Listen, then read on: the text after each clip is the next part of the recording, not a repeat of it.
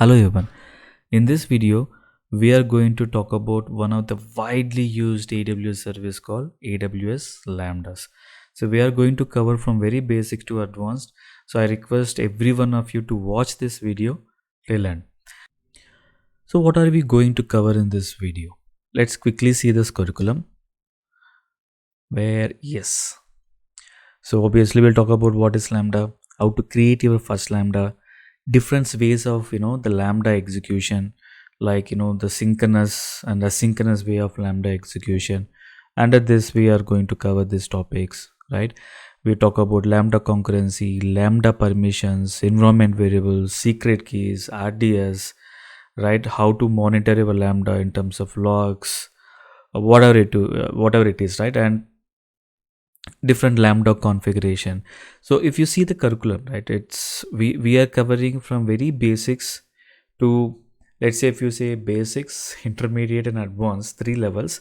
So we are going to cover between the intermediate and advanced, and of course I'll make one more video where we talk about most advanced side of the AWS Lambdas. So before we talk about Lambda, let's discuss about what is serverless. So when I say serverless, it doesn't mean that we don't have any physical or virtual machines. We'll have it. Think from a developer's perspective.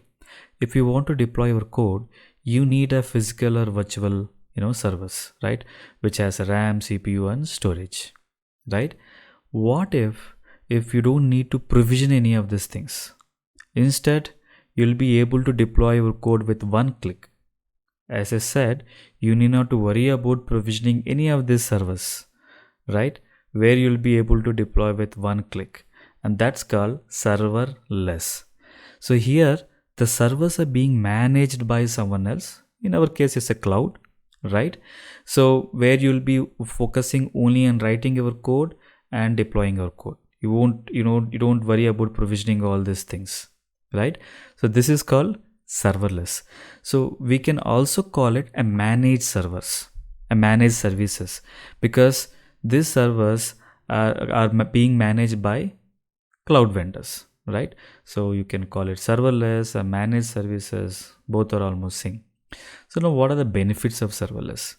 As we already discussed, we need not to think about servers or how to manage it, all the stuff, right? In serverless world, scale in and scale out is very easy. Based on your load, based on your request, there is an options called auto scale in and auto scale out. We are going to cover that. And the another cool feature is pay as you go. In the traditional environment, let's say, as I said, right, if you want to procure any physical or virtual server, whether you use it or you don't use it, you have to pay for it, right? Here is a different case. Pay as you go. Let's say out of 24 hours, you used only 1 hour and you will be charged only for 1 hour. Remaining 23 hours, you're not charged. That's the benefit of serverless. And the fault tolerance. If something went wrong, you need not to log into the servers, get all your service up and running. No, it is automated. So it's a fault tolerance. These are the main advantages of serverless. Why are you talking about serverless now? Because our Lambda falls under serverless. Now the cool thing is, here you need not to worry about provisioning all your servers, right? Hey, I need this much RAM, this much CPU, okay, this much storage. Okay, currently I decided that my code need 4 GB RAM. Oh my god, after 6 months I realized it need 8 GB RAM. No, it's just simple drop down now. From 4 GB you can select 8 GB. That's it, right? That's a cool feature. So as I said, AWS Lambda falls under serverless, where you need not to worry about provisioning any of the servers. You focus only on writing your code. Now coming to the Lambda. Lambda is an event driven service, which means if any event occurs, your Lambda will trigger, right? And whatever we write, the logic, business logic in Lambda, right, for the data handling, that will be triggered automatically, right? We can build microservices using AWS Lambdas, as Lambda is a stateless. What is microservices? What is stateful, stateless? If you're not sure, I made a video. I'll make sure I'll keep that link in the description. Please watch that. we can expose our Lambda as a synchronous REST API using AWS API Gateway. AWS API Gateway is one of the AWS service. In case if you want to expose your AWS Lambda to the outside world in the form of REST API, we can also very well do it, right? So AWS Lambdas can be used both for synchronous and asynchronous. That's a cool thing. One service you can use for synchronous and asynchronous. Quickly synchronous means if you send any request, you'll get immediate response. Asynchronous means it's a typically you can think of a batch processing, right? We don't know how much time it will take to execute. It may take 1 minute, 5 minutes, 10 minutes, 15 minutes, etc. etc. As we know, some cool features you see: pay as you go, load balancing, auto scaling, infrastructure handling. As this Lambda also falls under serverless, the same features will also apply to the Lambda, right? As I said, let's say if you deployed one REST API, what it does is it will validate whether the user is whether he has a right privileges to log in or not, right? So what happens in a day? You hardly get, let's say, 100 requests, and if each request take 10 seconds to process, so you'll be charged for 100 into 10, 100 requests into 10. So you'll be charged only for that particular piece of amount. You won't be charged for the whole 24 hours. That's a cool thing of Lambda. As I said, Lambda serverless, right? So now coming to this languages. So typically this AWS Lambda supports Python, Java, Node.js, C#, Go, Ruby and Rails. They are adding few more languages, but currently these are the top 6 languages wherever AWS Lambda supports. So these are some of the common use cases for AWS Lambda. The very first one is a web application. We can use our AWS Lambdas as a backend service to expose the REST API to the front end. Let's say I want to fetch some user information, right? I want to validate the user, right? So all those things we can expose as a REST API to the front end, right? The other one is we can use our Lambdas in an IoT backend, right? So based on the data that we are getting from IoT, right, we can detect the trends in the sensor data, identify the anomalies, right, and the respond back, right? And also we can use our Lambda in a stream analytics.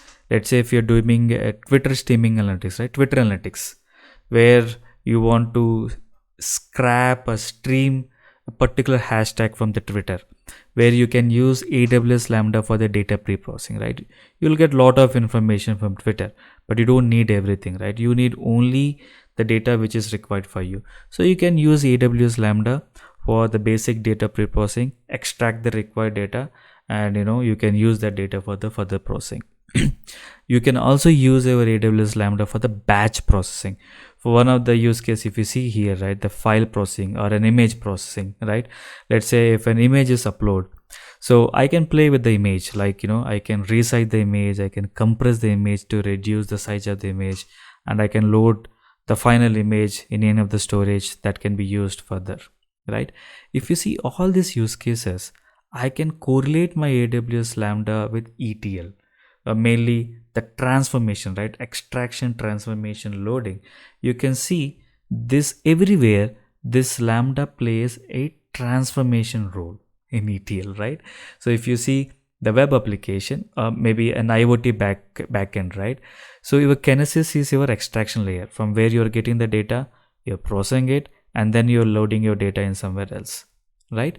So typically the Lambda is used for a data pre-processing, a data handling, or whatever you name it, right? So these are some of the commonly used, regularly used, use cases in AWS Lambdas.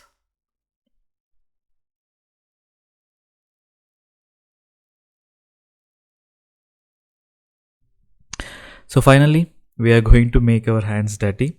So we are going to create our first Lambda in AWS console. Let's log into our console. So search for Lambda. There are a few services here, resources here. Let's not worry about now. We'll see it later. So we are going to create a function. Again, you see few more things here. We are going to cover this later. So first, name our function. As usual, I'll say hello world. So here you can select whatever the programming language you want. You also have a luxury to select, the version. We have Python 3.7, 8 and 9. I'm just selecting 3.7. We'll discuss this architectures later. The very important thing is permission. We call it execution role. What is the role of your Lambda? Right, what kind of permissions you need to give to your Lambda, right? Let's say if your Lambda is talking to an S3, whether it want to read some file from S3, process it and write back to the S3. This is a kind of role, right? Your Lambda need a role to talk to S3, to read the data from S3 and to write the data to S3. This is the kind of role you need, right? Let's say if your Lambda want to write some logs into CloudWatch logs. So CloudWatch log is one of the service from AWS where it's a kind of log aggregator, right? If you want to write the logs, then you need a role for your Lambda to write the logs, right? Let's say if your Lambda want to talk to RDS, you need to have the similar role attached to your Lambda, right? This roles plays a very crucial role, right? Let's say if your Lambda is not talking to S3 or reading or writing the data to S3, there is no point of giving your Lambda as S3 access, right? So all your access to your Lambda are defined in this role, right? So that's what, if you see, by default Lambda will create an execution role with permissions to upload the logs to CloudWatch logs. So whenever you create a new role with basic Lambda permissions, what it does, it will create a role for you. That role has an access to CloudWatch logs, right? We'll also see, we'll also try to create our role, give the access to S3, read write access to S3, API gateway, whatnot, right? So let's create this Lambda with very basic permissions for now. We'll also see this advanced settings later. Create a function. That's simple, right? We are waiting for creating a function. Hello. Yeah, we are here. Cool things, right?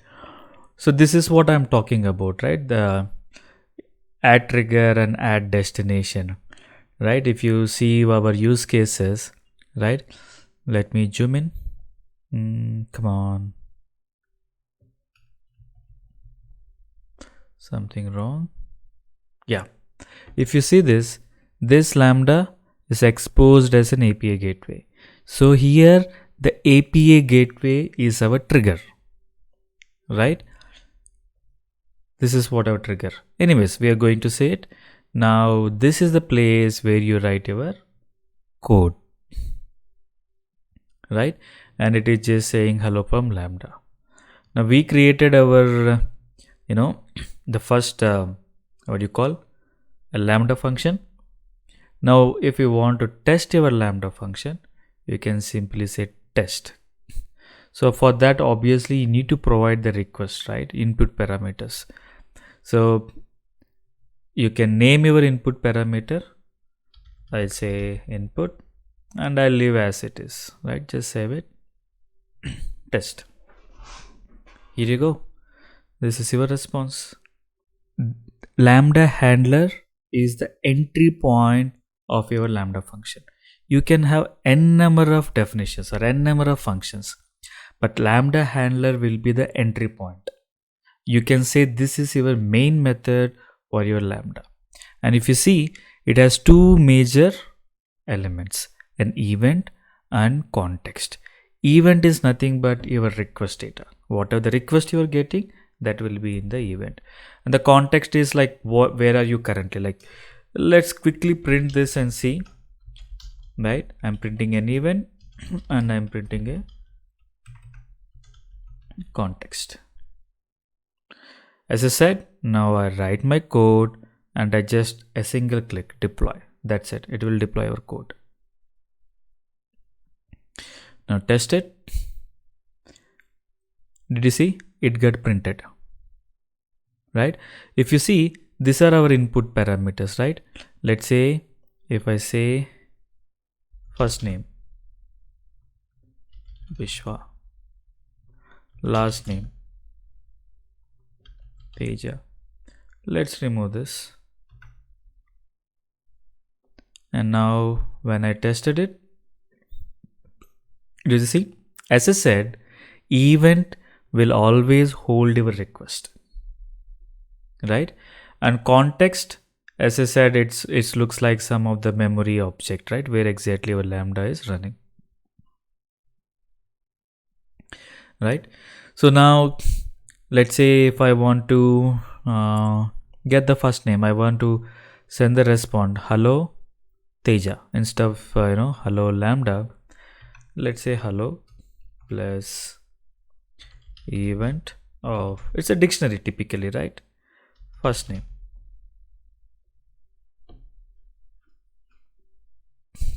Let's see if it works. Yeah, did you see? Hello Vishwa. Of course there is no space. Let's give some space, deploy it and test it. Did you see? Hello Vishwa. Right? So this is a simple Lambda, right? And now the other important thing is logs. Where do you check your Lambda logs, right? For that you can go to the monitoring and view logs in CloudWatch. As I said, CloudWatch is one of the AWS service which is used to write your logs, right? Now let me open one of this log instance. Did you see? We printed it. We printed the event and the context here, right? So whatever you print, you'll obviously see it in the logs. And if you see, it just took 1.88 milliseconds. Now, as I said, one of the main feature of the serverless is pay as you go. Now for this, I'll be charged only for 2 milliseconds. And for this Lambda, I assigned 128 MB RAM. Don't worry where I assign, I'll show it to you later, where you can increase or decrease the memory size. But it used only 35 MB. Now I'll be charged for 2 milliseconds and 35 MB RAM. That's so cool, right? That's what I mean to say, pay as you go. Right? Cool.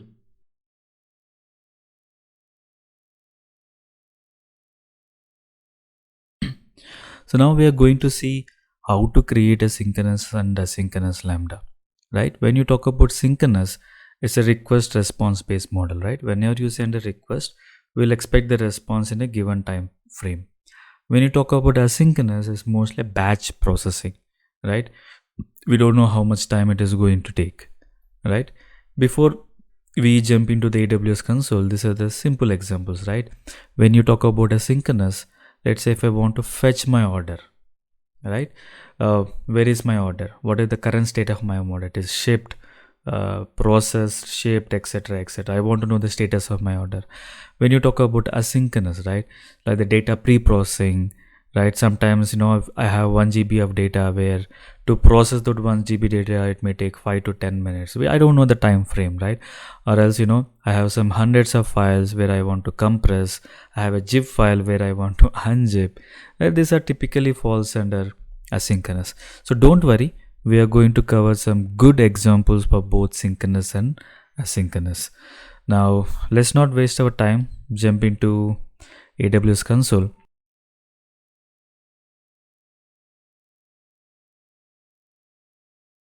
So first we are going to talk about asynchronous Lambda, synchronous Lambda. So we'll see how we can expose our Lambda through a REST API. So we use AWS API Gateway, which is one of the AWS service. We are not going to deep dive into AWS API Gateway. I'll make a separate video. So we'll see API Gateway instance, how we can expose our Lambda as an REST API. So this is our Lambda, which we already created. Now this is the Lambda which I want to expose as a REST API. So when I'm exposing my Lambda as REST API, it's nothing but a trigger. So for this Lambda, my trigger point is API gateway. There's so many triggers if you see here. It's loading. Yeah. So Alexa could be one of your trigger, API gateway, AWS IoT, CloudWatch logs. If you see any logs created, you can also trigger your Lambda. You see S3 is one of your trigger, right? We are going to see that example, right? Whenever the file comes, right, automatically your Lambda will be triggered, right? SNS, which is nothing but your publisher subscriber model. We have SQS. We are going to cover most of things. We'll cover API gateway, S3, SNS, SQS. We'll also see if we can cover any other stuff, right? So let me log into API gateway. As I said, this is one of the AWS service. So we are on this API gateway page. So we are going to create a REST API. Click on the build. So new API, give some meaningful name and create an API. Cool. So we are going to create a resource now. Maybe you can say this resource is nothing but a project, right? You can create a number of resources. Let's say if you have 10 REST APIs to be exposed, you can create 10 resources, right? And each resource you will call the appropriate Lambda function. So I'm creating a method. So in case if you are not sure what is REST API, what is this method, I already made a video. I'll make sure I'll keep that link in the description. Please watch it. So I'm selecting the post method here. And what is my integration type? It's a Lambda function. So I'll say hello world. Yes. So drop down, click on save.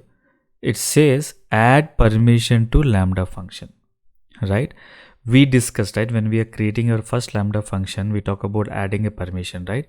So by default, we have given our Lambda, the permission we given to our Lambda is to write a logs to CloudWatch. We already seen the CloudWatch logs, right? Now we are giving additional permission to Lambda, right? That wherever API gateway will invoke your Lambda function. Just click OK. Yeah, that's simple, right? We created a API gateway. We created a REST API using API gateway to our Lambda. So technically speaking, we are exposing our Lambda function as an REST API. Now it's simple. Let's get deploy this. Deploy API. So I'll just name it a dev. I deployed it in a dev. Now how to get the endpoint URL? This is the one. So this is the API that we can give it to anyone. So one of our use case we have seen is a web application, right? So I can give this particular REST API. I can expose or I can give this API to a front-end developer where he will call it in his application, right? Let me copy it. So we can test this. There's a tool called Postman tool, right? Which is used to test your REST services, SOAP services. So let's click on this plus. This is our URL, right? And we know we created a post method. We need to send the request, right? Come to the body. Maybe you can select raw. And let me get the request structure. We anyways have it here.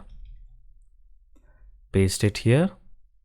Now this is a JSON format. Select JSON here and just click on send. That's so cool, right? Let's say viswateja. Did you see? That's simple, right? Now, as I said, technically speaking, we exposed our Lambda function as a REST API that can be called by anyone. You can also invoke this Lambda function in your Python code. You can very well do that. What is this? Okay, it's recording. Okay. Now, let's say Instead of hello, I would like to say welcome. Deploy.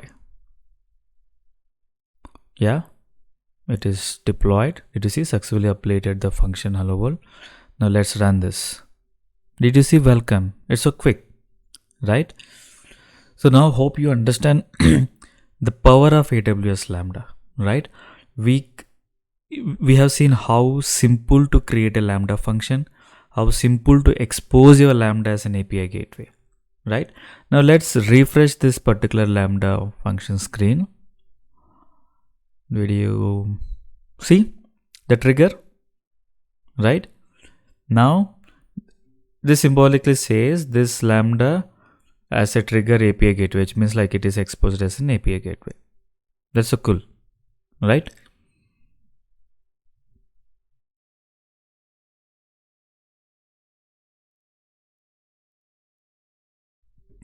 We have seen how to expose our Lambda as an API using AWS Gateway. So a couple of months back, AWS released a new feature called URL functions. With the help of URL functions, you can expose your AWS Lambda as an API without the help of AWS API Gateway. So we'll see how to expose our Lambda as an API without help of AWS API Gateway. Let's get started.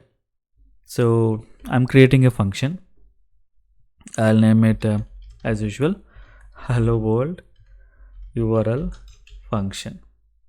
So we'll select Python 3.7 here, and yeah, let it create a new role. So you can enable this URL function in the advanced settings here. So you can say enable function URL, right? Or else you create a function and then later also you should be able to enable your URL. The Lambda is getting created. Let's wait. Yeah, cool. So to enable it, once you created your function, go to configuration. So here you should be able to see function URL, right? And then create function URL. There are two different ways where you can authenticate your API. We are not discussing about that. So we are just seeing how to expose your Lambda as an API using function URL. So for now, I'm just saying none, right? So when I say none, this URL can be exposed from anywhere. There are no authentication authorization required to this to use this URL. Let's save it. So this is your function URL. You can copy this URL, right? You can hit it in the browser. Did you see? Hello from Lambda. As we seen before, we can also use this URL to test from the Postman tool as a post. Did you see? I got a request. Let's try to change, the response. I'll just try to send some request. So I say raw and it's a JSON format. I'll say user Teja. Let me run this. Obviously, we are not dealing with any of the request data here, right? Let's print the event, right? So we'll see how the structure is coming. We can check it in the event logs, right? We know how to check. Go to monitor, view logs in CloudWatch. Now, let me run this. I click on send. I'll go to the CloudWatch logs. Let me refresh this.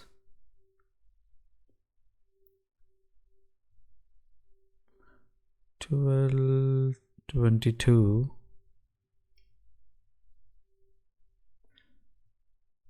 Okay. Did you see this? Such a huge request, right? But if you see, we just sent only this, right? But if you see here, there are so many properties which is here, right?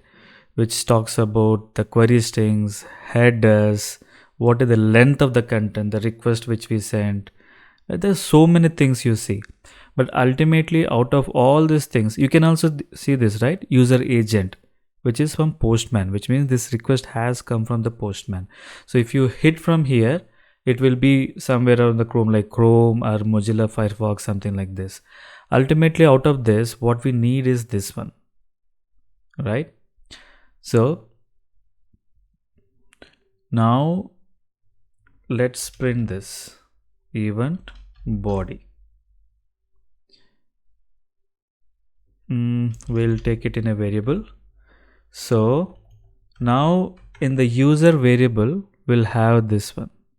Did you notice this? This is coming as a string, not as a dictionary or not as a JSON, right? Now we have to convert into the JSON. So JSON.loads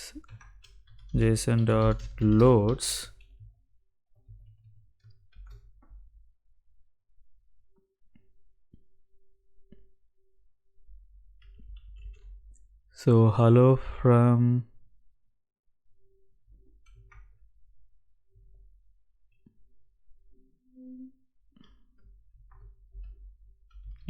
user, deploy. We'll see if it works. Come here and test. It failed. We can go back and check what is the error. We always have the CloudWatch logs with us. We will create a new log. It will take some time. Once your Lambda function executes, right, it will take some time to generate your logs. Did you see it got created now?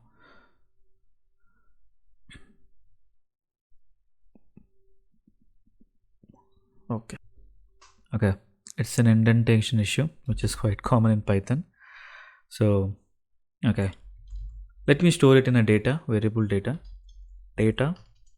of user. Let me deploy it. Yeah, now let me run this. Here we go. Now if you notice, right, so when we exposed our Lambda as a REST API using AWS API Gateway, there we have an option to select which method that your API need to be exposed as a post, get, put, whatever it is. Let me quickly show it to you here, right? Here you have an option to select which method that your next API need to be exposed as. But when you see in the Lambda function URL, you don't have that option, right? You just exposed as an API, but which method it is, we don't know, right? I mean, we didn't configure. But yes, there is a way that you can make your method as a get or a post. If you see, it's a post method now, right?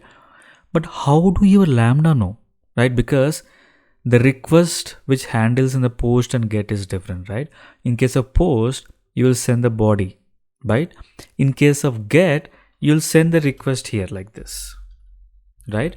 But how do you Lambda knows it? Let me quickly open the logs, right? There must be, let me search. Yeah, here it is. Did you see? There is a key called HTTP, which talks what is the method which I'm getting a request, which is post here, right? Now, let me make it get now, right? Obviously, we'll be passing parameters here. User is equal to Teja. Let's run this. We got an error. It makes sense. Why? We'll see it now. So remember one thing. When we get a request using the post call, did you see? Your actual request is under body, right? Now, let me 38. Okay. Let me open this.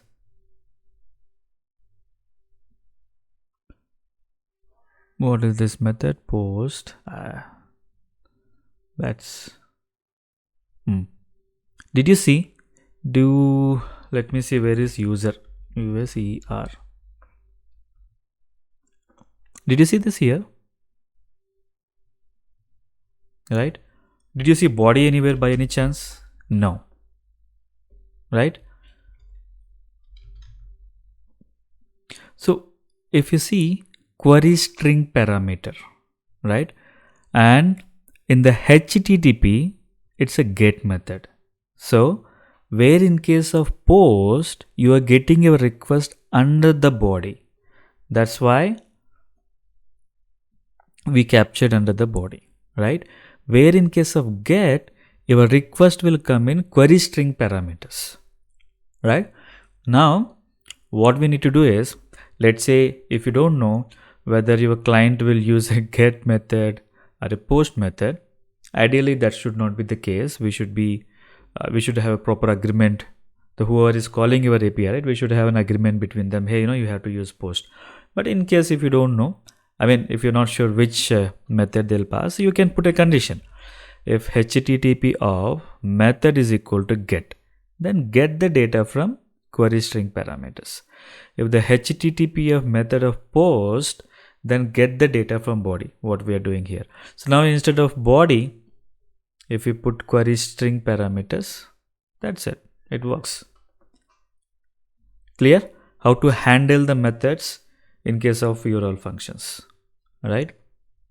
Now, Cole, you can ask me, Teja, if Lambda itself is giving me an option to expose it as a REST API, typical an API. So why I'm stressing it an API instead of REST API, we'll come to know in some time. Why I need to use API gateway? Let's quickly see some difference, right? Let me make it big. Yeah. If you see in API type, if you see AWS Lambda, right, which exposed only HTTP, where in case of API gateway, you can expose your Lambda as HTTP, REST, socket, etc. Where in case of authentication, we already seen in the function URL, we have two options. One is none. The other one is IAM. Using the IAM roles, you can provide an authentication. Whoever has that particular role, they only can access your REST API. But where in case of API gateway, you have so many options. You have an option called API key. You have an option of IAM, what a Lambda URL has. You can use a cognito, right? Where you can, you can use, OAuth 1, OAuth 2. You can also use your custom authentication authorization mechanism using Lambda. Cool. So where in case of API gateway, you have a custom domains, right? You can have a fixed domains to now let's say,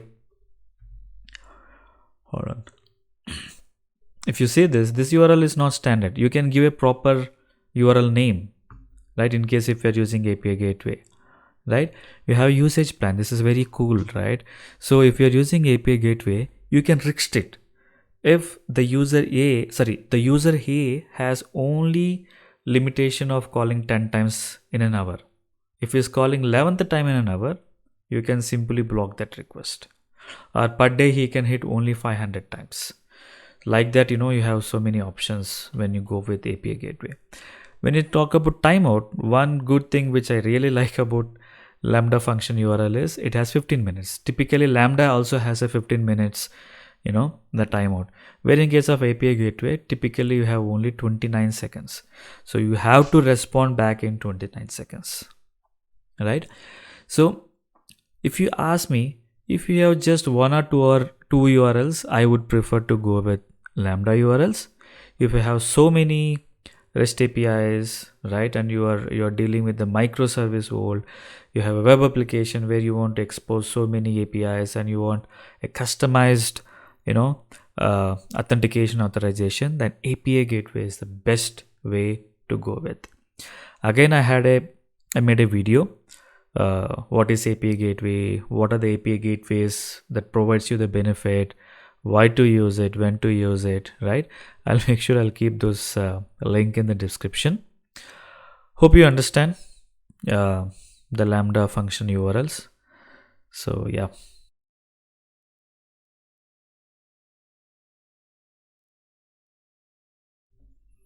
Now we are going to see how to call a Lambda from another Lambda synchronously. We already discussed what is synchronous and asynchronous. So let's see. This is a code this is one of the Lambda where this is being called or being synchronously invoked by another Lambda. What it does is simply take a request, right? And what it responds is I am from another Lambda, and whatever you pass in the user, that will come as a dynamic. Now this is the Lambda where we are calling this particular Lambda. So we are using Boto3. Boto3 is a Python SDK, right? Or Python package where you will be able to install using pip, right? It is actually used to connect to different AWS service from your Python. Similarly, for Java, you'll have something. For .NET, you have some other, SDKs, right?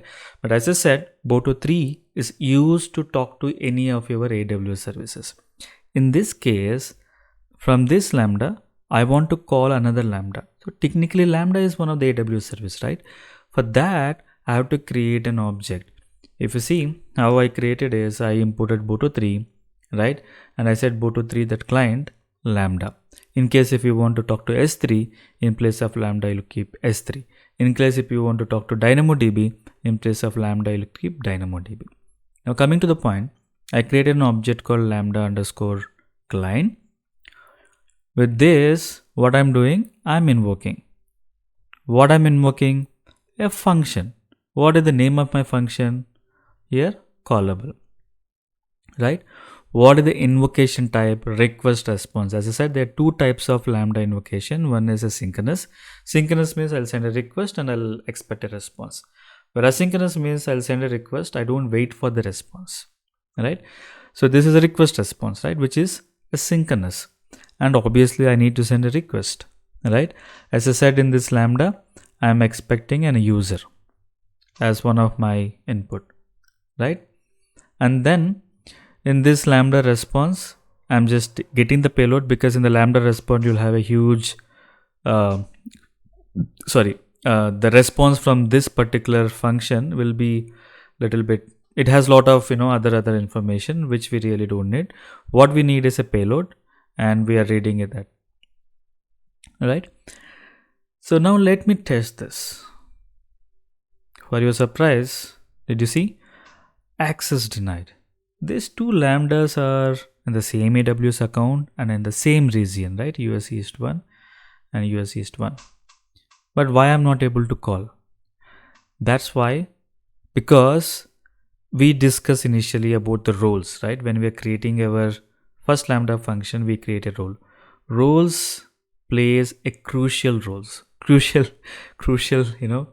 Role. Yeah, a role plays a crucial role. Okay.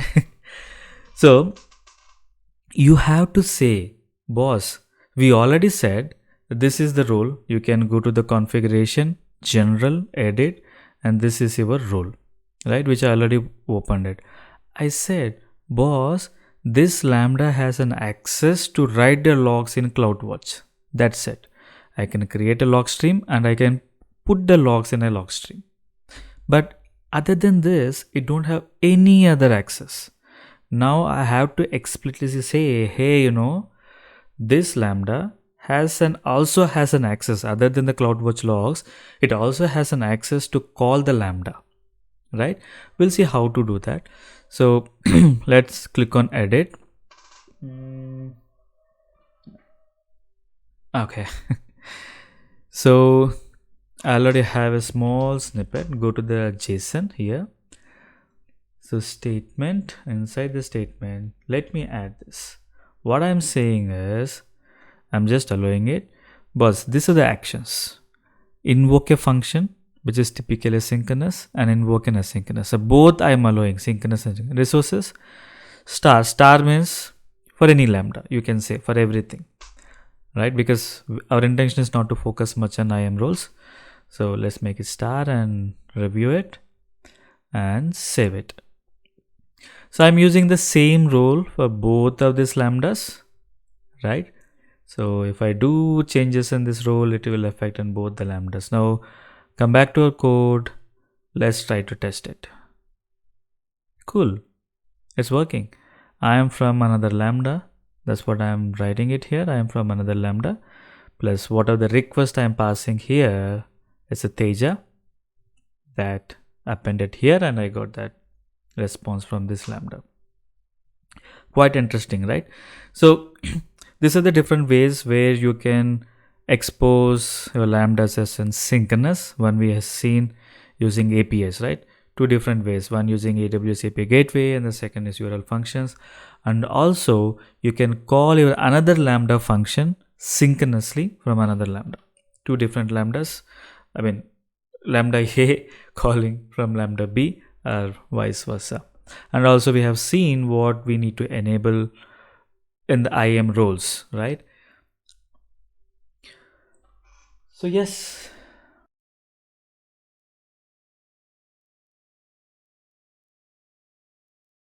So we have seen how to use our Lambda synchronously, either by exposing as an API or calling one Lambda to another Lambda synchronously, right? So now we'll see asynchronous. How do you use your Lambda in asynchronous? As I mentioned earlier, so Lambda can be used as a synchronous and asynchronous events. So we know synchronous is a request and response model, send a request and get the response back.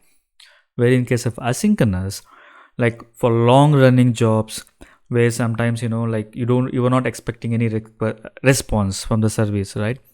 So typically you go for asynchronous events. As I said, mostly for the long running services we'll go for asynchronous. Now we'll take one example. So we'll be using S3 here. So S3 is one of the widely used service in AWS, which is actually used as a storage layer, a petabyte scale storage layer. Also, it's a storage layer for the data lake solutions. Let's not discuss about that. Consider you have an S3 bucket, which is typically a hard drive, where this particular bucket is nothing but your folders, and I have a subfolder here called IP. I mean input folder. I have a file here. I'll quickly show you the file. Come on. Yeah. It's a CSV file.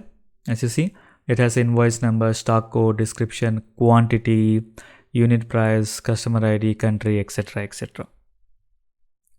Now what I'm trying to do is, whenever the file comes in this particular folder, my Lambda has to pick it, do some processing.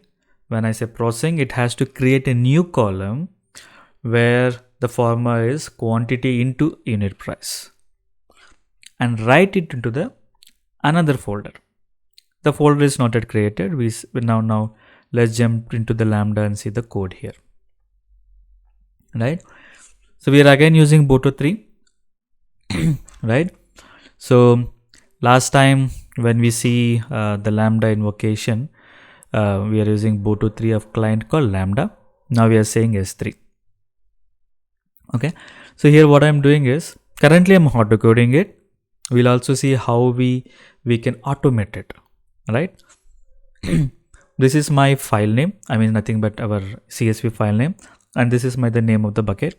I created an object, and here what I'm doing is I'm getting an object. So in S3 world, everything is an object. Whether it's a CSV, an image, any file, S3 world, it's called an object. So I'm getting an object from this bucket and with this file name, right? And my object, my data which I read is in this particular variable. So what I'm doing is I'm reading it as CSV file. So string bytes, bytes IO, typically it replicates your file structure, right? So what I'm in OBJ object, the variable which we created, right? Under the body, I'll have the actual content, right? When you say read CSV, we have to provide the folder name, but here we are not storing anywhere, right? We are reading the file, so the reading the data which is in the variable. So I'm replicating it as a file. Okay, so that's why I'm using the io.bytes io.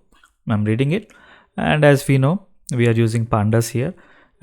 This is the variable column I'm creating by multiplying the unit price and quantity. Now again I created one more string io. Let's not go depth into the Python. Our intention is to cover the Lambda, right? And I'm writing my CSV file in this particular buffer file or in the variable.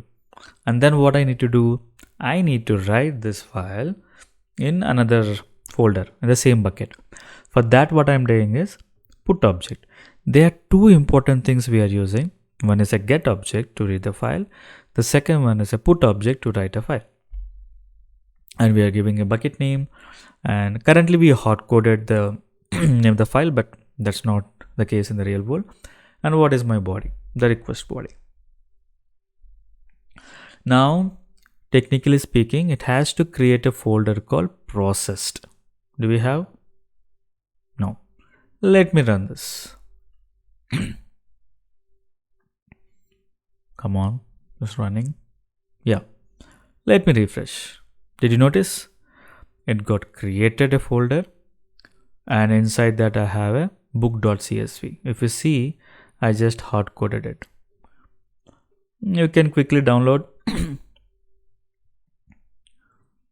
Let me open it here. Did you see? I have a total price which is 6 into 3.39. Sorry, 3.39 is somewhere around 20.34. Right? Cool, right? Now, where is this? This guy is here. Okay. Now we need to automate it. When I say automate, currently I tested it. But that's not the case in the real time, right? What I mentioned is, whenever the file comes in this folder, your Lambda has to pick it automatically, process it, and write into the desired folder. That's what we discussed, right? For that, if you remember initially, in this I already configured. So let me try to delete this and right? We already seen in case of synchronous, here we see API gateway, right? Because your Lambda is exposed as an API gateway. Now your Lambda is technically exposed to an S3 bucket. Typically, whenever the file comes into the particular bucket, it will read the file and do whatever it is, right? And one important thing before I forgot is the layers, which we are going to discuss in our soon. What I mean by layers is typically when you're using AWS Lambda, Python in AWS Lambda, you won't get any packages. Let's say if you want to use request, you install Python 3.7 or 8. If you want to call any API, you need to install request package, right? You say pip install request. If you want to use pandas, pip install pandas. Similarly, AWS Lambda comes with the vanilla version of Python. You won't get pandas. You get only Pivot 3 because that's a part of AWS, right? AWS Lambda is so they included Boto 3 by default. But in case if you want to use any packages other than that comes with Python installation, we have to use layers, which we are going to discuss in some time. Okay. So, okay. Yeah. Now we don't have any triggers here, right? Let's create a trigger. You say add trigger. I select S3. There are so many triggers, but I'm interested in S3. And when this event should create, whenever you put a object or you place a file, copy a file, or whatever the case is, whenever that is deleted, there's so many options. I'm just creating all. So in which folder? In my case, IP. Whenever the file comes in the IP folder, that's what we are discussing, right? IP. Then pick the file.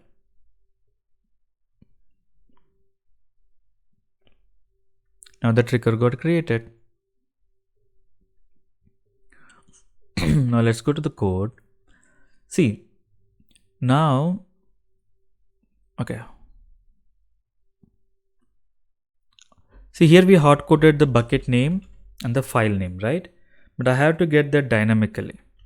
So this is the little small snippet how you can get the code dynamically. Anyways, I'm printing an event. I'll show you the request structure, right? Your file name will be under this records S3 object key. Your bucket name will be under records S3 bucket name. Okay, I'll show you the request structure, you'll understand. So now let me deploy this. It is getting deployed. Updating function, yes. Now let me go to the CloudWatch logs. We delete the previous logs if we have. Make sure, right, when you're trying it, make sure delete the logs, because you'll be charged for the logs.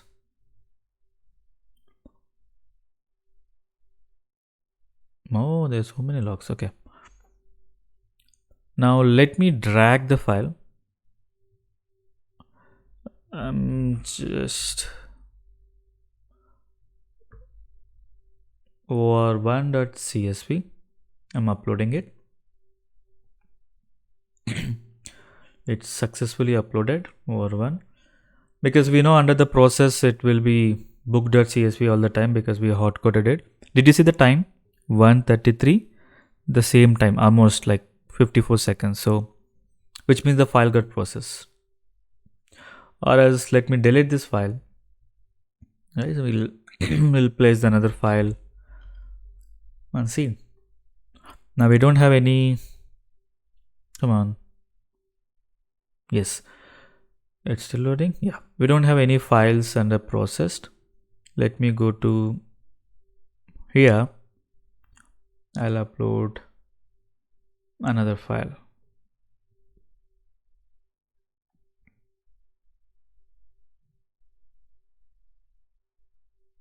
It's successfully uploaded. Let me come back. Processed. Yeah, 134, right? It is automated. Whenever the file comes in that particular folder, it's picking, processing, and writing in another folder. Let's go to the logs. We have a log here, right? I'm just talking about this, right? Getting the bucket name and the file name, file name and the bucket name dynamically, right? So this is the data wherever event variable holds. As I said, event is the variable where you'll get all the request, right? Whenever the file comes in the S3 bucket, this, technically speaking, this S3 bucket will call your Lambda and send this request. If you see here, I was just talking about, right? When you talk about your file name, it will be under the records. The easy way is copy, paste, and such. Did you see? Right? Under the records is S3. Yeah. Did you see? Under the S3, you have a bucket. This is your name of a bucket. If you see, records, S3, bucket, and name. Records, S3, bucket, and name. So this is a list so I have given. And similarly, you have an object as well. Did you see object? Pretty cool, right? And it was like this. You can also check in your S3. You can go to the properties. Yeah, event notifications. Did you see? Whenever there is an event, it will notify your Lambda. Whenever the file comes in this particular folder, and this is your destination. So this typically falls under asynchronous events, right? So no one is waiting for your response, right? But the file comes and put it in another S3 bucket or another folder. So the file is small, so it is taking very less time to process. In case if it is, did you see? It hardly took maybe 2 seconds to process it, right? Quite interesting, right?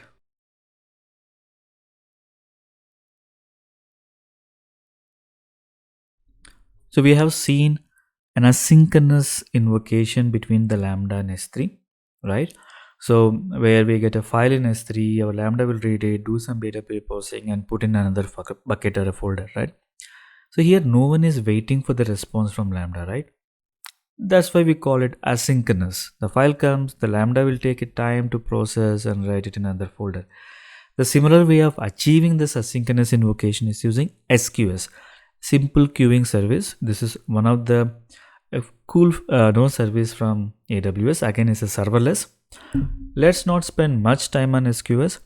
I'll make one dedicated video on SQS. You'll understand the power of SQS, right? which is fall under the queuing service. We also call it message oriented middleware.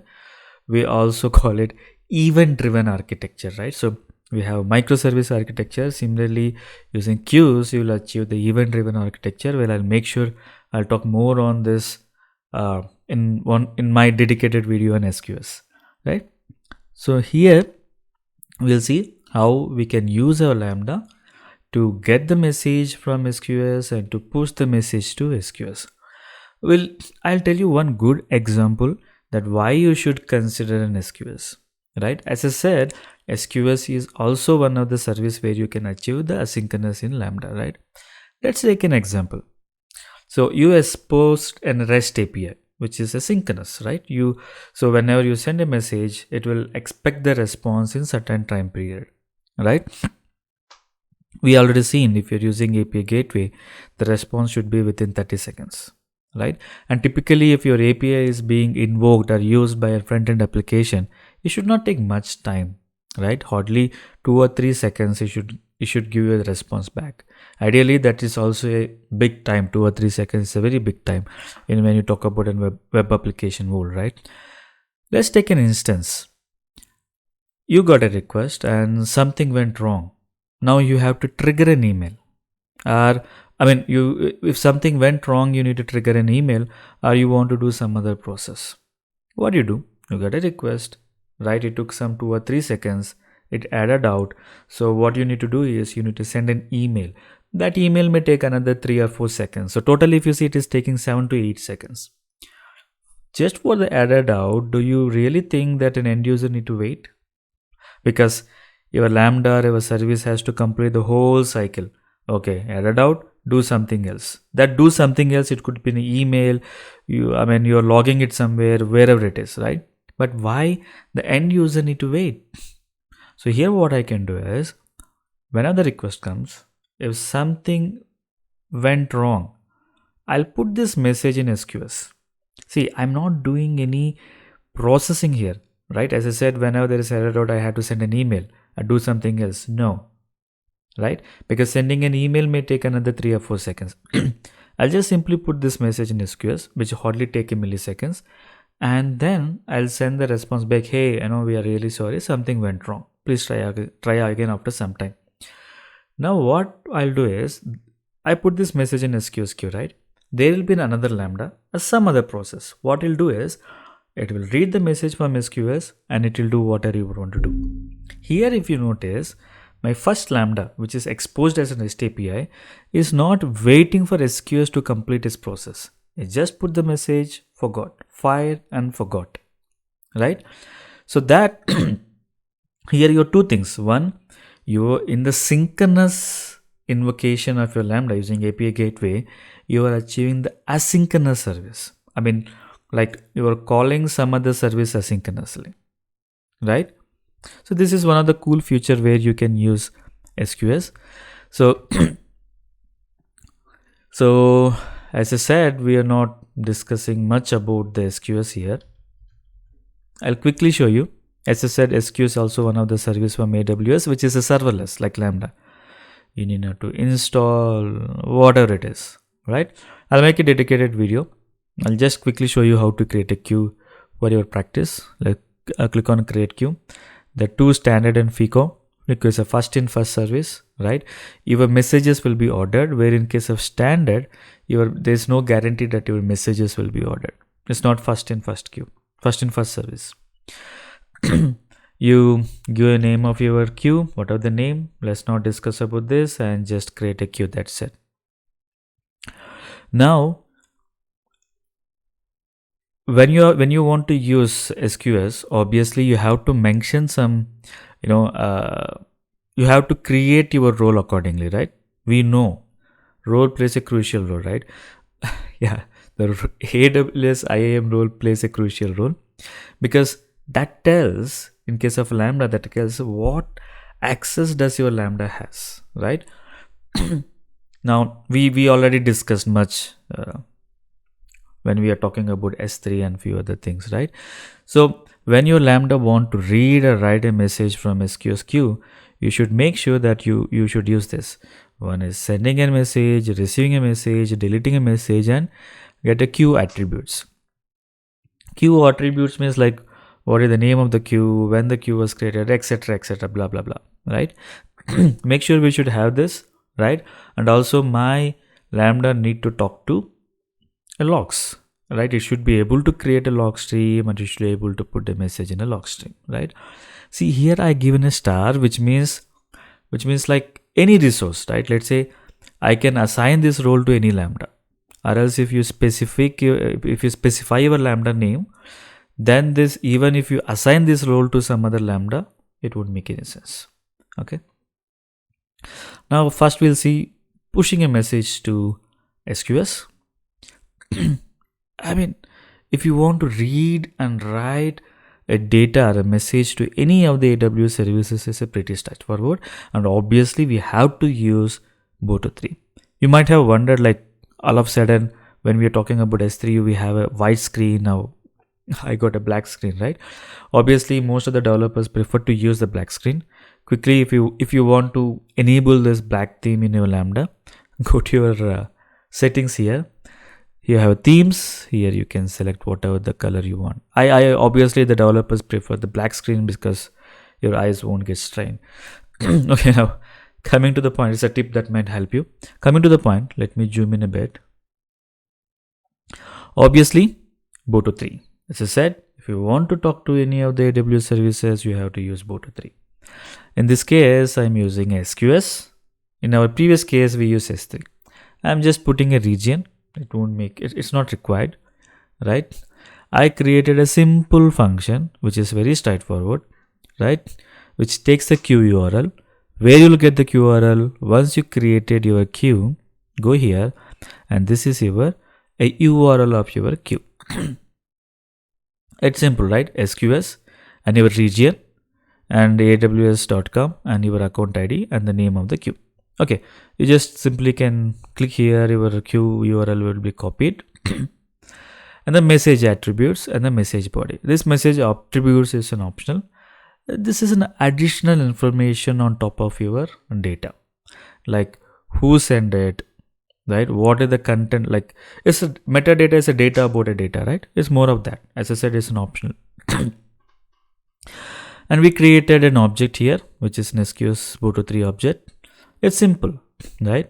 SQS, a send message, and URL, your message attribute, and the message body. That's straightforward. As I said, sending, receiving a messages, a data to any of the AWS services is pretty straightforward using Boto3. Now coming to your Lambda. So this is the variable which I created, and it has to be in JSON structure. So my title, right? What is the data type? Yes, it's a string. I says, hey, AWS Lambda goes by Arvid, viswateja, and author is Teja. You just need to pass the data type and the string value. And this is my, a message body, Teja with data, my YouTube channel, obviously. And then I'm just calling this simple function that takes the URL, which we got it from here, and the message attributes and the message body. Right?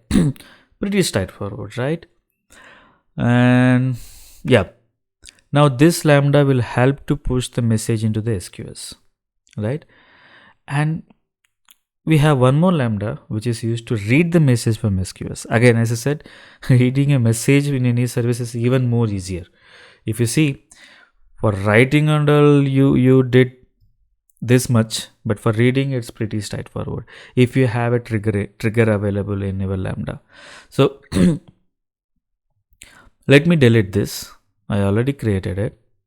Before we talk about getting a data, right? This is the Lambda which push the data to SQS, right? So there is no way that you see the message that is there in the SQS, right? Now let me test it. You'll see how much time it took to push a message, right? It took hardly not even a half a second, right? 204 milliseconds. Let's do it again. 23 milliseconds, because after a long time I executed my Lambda, right? It will take some time to load, right? It like just a milliseconds, right? A negligible milliseconds, right? Now, as I said, This is a very big Lambda, assume it doing lot of data pre-processing, and something went wrong in the middle, as I said. And this Lambda is being invoked by a web application using API gateway, and it took 3 seconds to process your data, but somehow it went wrong. As I said, if there is any error, you have to do some other processing, like you have to log that error, right? And then you have to send an email, which may take another 3 seconds, right? Totally 7 seconds. It would make any sense for an end user to wait to get an error message 3 more seconds extra, right? At that time, I'll put this message in this SQS queue, which hardly takes a negligible time, right? So from there, I'll have another Lambda which do other stuffs. Meanwhile, I'll just send a message to, I'll send a response to you back to the UI saying that something went wrong. Please try after some time, right? Now, yeah, we'll just go to here. Let's say click on purge. Did you see? It contained 2 messages. Let me try it again. It gets 3 messages, right? If you want to delete message from your queue, you can just purge it. Now when you do it again, it says 0 messages. Now we understand how to push a message to a queue. Let's see how to get the message from the queue, right? That's getting deleted. Let's refresh. It will go away. You see? Refresh the whole screen. This will also go. It's refreshing. Yeah. Now, as said, it's pretty straightforward. Click on add trigger. Select your trigger. In my case, is SQS. Right? Your queue name. What is the batch size? How many messages that your Lambda can read at once? And click on add. Now, let me go to this particular CloudWatch logs.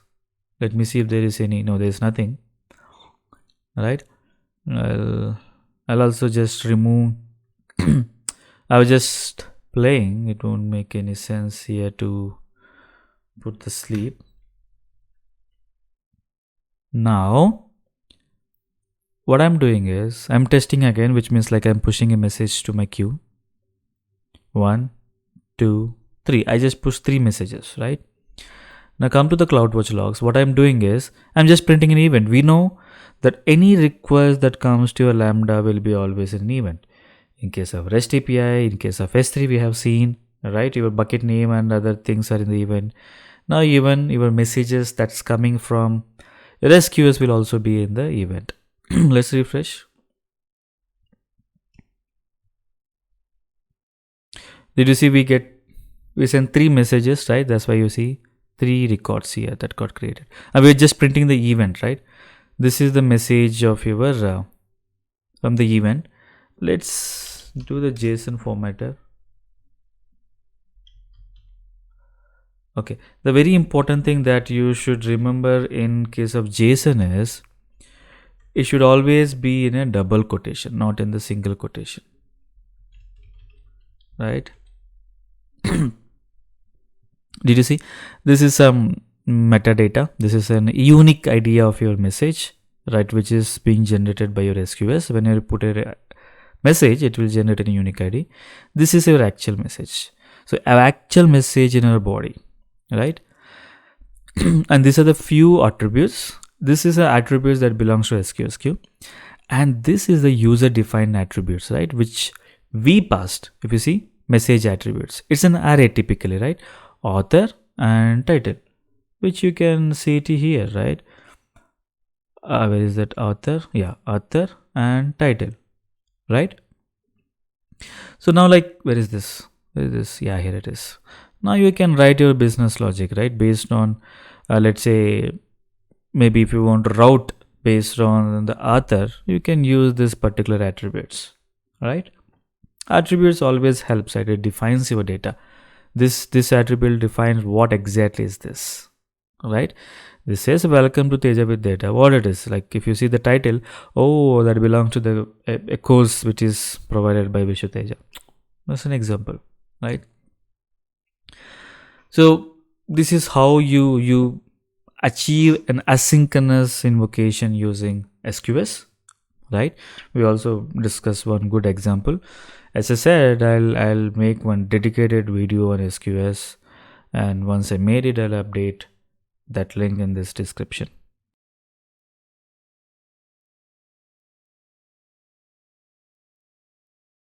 So we'll see the another way of achieving the asynchronous invocation using Lambda. So in our previous example, we see one example using S3. Just before, we have seen SQS, right? So SQS has a lot of advantages, right? In our previous example, so there is another Lambda which read the message from SQS asynchronously. So it need not to be an SQS. It could be a code which is in EC2 server or somewhere else. But we took two Lambdas where it one Lambda put a message in SQS, the other Lambda picks it, right? This putting a message picking is typically an asynchronous because this Lambda is not waiting for this Lambda, right? So now, as I said, there is another way, right, which is using the Lambda invocation. We already seen that a Lambda invocation example using in a synchronous way, right? If you remember the request response, we already seen it, right, in couple of examples before, right? So it is pretty straightforward. What you just need to do is, instead of request response, put event. That's it. We know this is one of the Lambda, right? Let's say if I test this, okay, what is this error?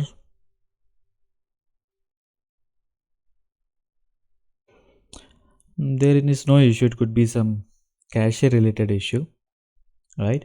So okay, now if you rerun it again, we got a success response. Okay, we know how to get the, okay, I need to send this back. 1 second. Deploy it. And we're just seeing it again. Did you see? I am from another Lambda Teja. Now this is what this is what the example we have seen before. Now, as I said, if I want to call this particular Lambda in this Lambda asynchronously, what I just need to do is, let me type an event, right? And what are the Lambda response I'm getting here? I'm just putting it back. Now deploy it. What I'll do is I'll go back and clear all the logs. Also, I'm just printing something here. Okay, printing the response which I'm sending back. Now we're good. As I said before, it was a request response and we are getting a response from the other Lambda. Now let me test this. Oh, we didn't get any message, technically speaking. If you see, we got some success message, but typically there's no body here, right? Even, right, you know, right, this is the way where you get the response, right? Let me also put this in the response. Test this. There's no response. Typically just an acknowledgement, right? You can go back here, click here. Did you see? But still the request is getting printed. What we'll do is, before it return, I'll say time dot sleep sleep 10 seconds. Let me import time here. Before we test, what I'll do is I'll make it the old one, I mean the synchronous one, here request response response. Let me deploy this. So what I'm doing is I'm explicitly waiting for 10 seconds. Let me run this. It's running. It will wait for 10 seconds. Once you got a response, it will print here. Now it errored out. This is a timeout. This is because of the timeout. We'll discuss more on the timeouts. Let's not discuss now. This is one of the important feature available in Lambda. Let me test it again. As I said, it will take 10 seconds.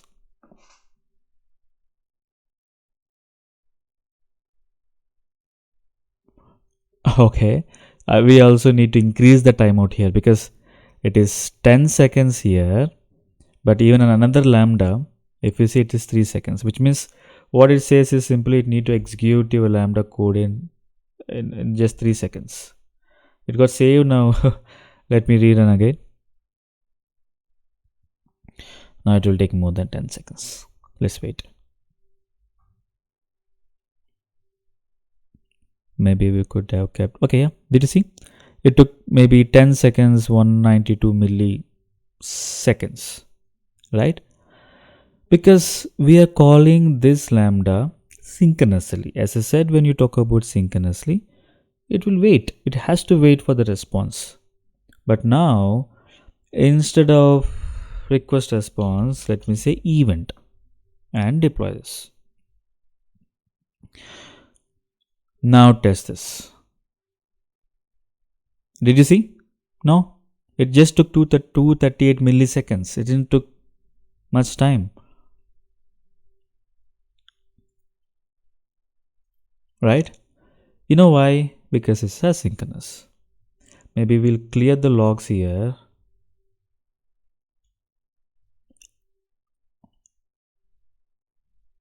There are no logs. Let me test it again. Now you understand, right? Now it's not waiting for the response in case of asynchronous world. Fire forgot. As I said, logs will take some time to create. It created one log. Did you see? It's still waiting. It's not finished. Right? It printed and then we are waiting for the response. Right? But still doesn't mean that if it complete here, you will get the response here because it's a synchronous invocation. It won't wait for any response. That's a cool feature, right? See, do you know what happens internally when you invoke this callable Lambda using asynchronous invocation? It uses queues behind the screens. Typically, it uses SQS. You don't feel it that you are using SQS, but internally it uses SQS, some queue mechanism to call this particular Lambda. Great, right?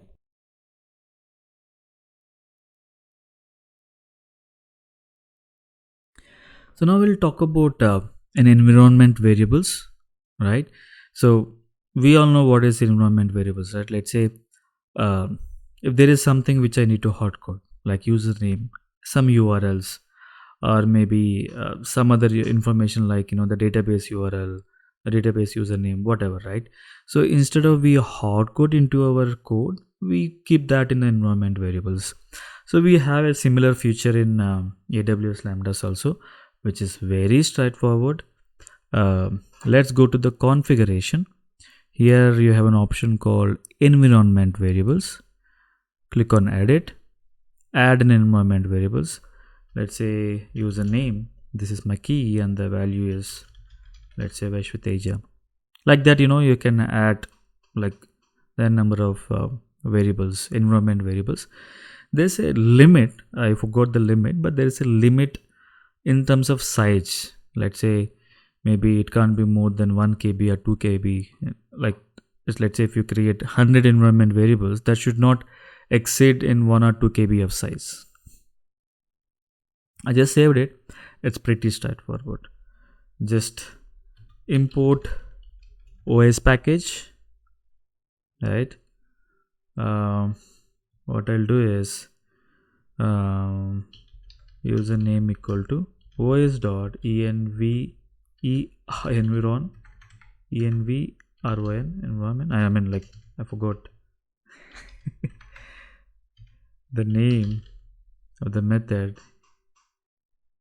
Let's see if it is right, or else we always have Google. No worries. But you understand what I'm trying to say, right? That's an important. Let's Google it. os.env environ. Is that the one? Just copy and paste it here. Deploying. Test it.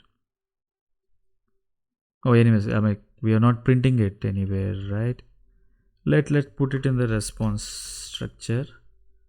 Deploy. Test. Did you see? That's how the environment variable works. In case, okay, I stored username. Do you really think storing a password in an environment variable makes sense? Definitely not, right? And that's where we got a secret manager. So secret manager will help to store your confidential information like password, secret keys, access IDs, authentication IDs, etc. etc. And it will make sure all your credentials are encrypted, right? Even when you're loading data from SCS, sorry, security manager, key manager, right? It will load in an encrypted format, and then in the Lambda you can have to decrypt. It has some custom encryption, or else if you have your SSL keys, you can also use those keys to encrypt your, the data.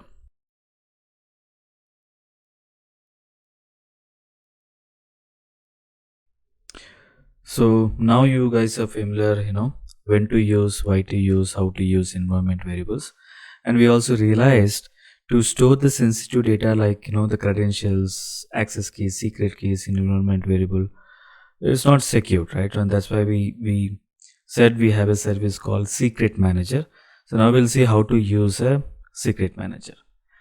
So yeah, we are in the Secret Manager. You can search Secret Manager in the bar here. I already created one. I'll quickly show you how to create a new Secret Manager. So you can click on Store New Secret. So it has a very cool feature. If you see, right, credentials for Amazon RDS. So when you choose this, so here you'll get whatever the RDS instance. So RDS is typically, one of the managed service, a serverless service from AWS that help you to provision the different databases like Postgres, MySQL, Oracle, etc., etc. Right? So you can select whatever it is, right? So in our case, I'm just selecting some other, not database, some secret, as I said, right? API key, OAuth token, secret manager, access ID, etc., etc. Right? So I'll say you can also store the username and password. See, this is generic. Whatever I selected is a generic that you can store anything, right? So this is for this. If you see the first three are specific to AWS. In case if you have database credentials, you can choose this, or else this is for everything. Like you can store database credentials, anything. It's just a key comma value pair. I just entered password. I'll say 123 something, right? And I'll say secret ID. I can store anything else here, right? So this is what I'm talking about. What are the username and password you are storing here? That will be encrypted. So these are the keys provided by AWS. So you can also add our own new keys, and based on the keys which we upload, this particular values will be encrypted. So we'll say next.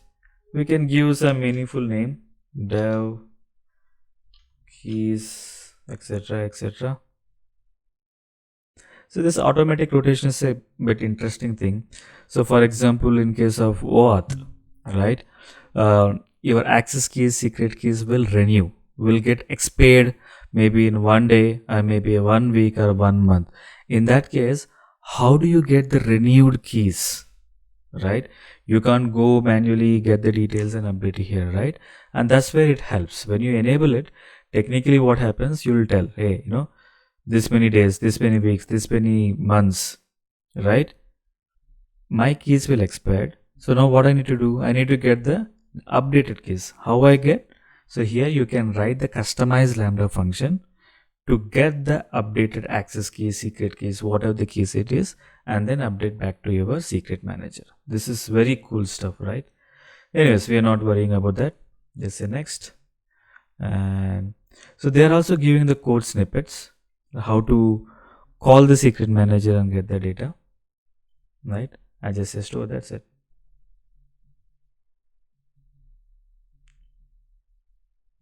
Yeah, did you see it got created? So I already created one.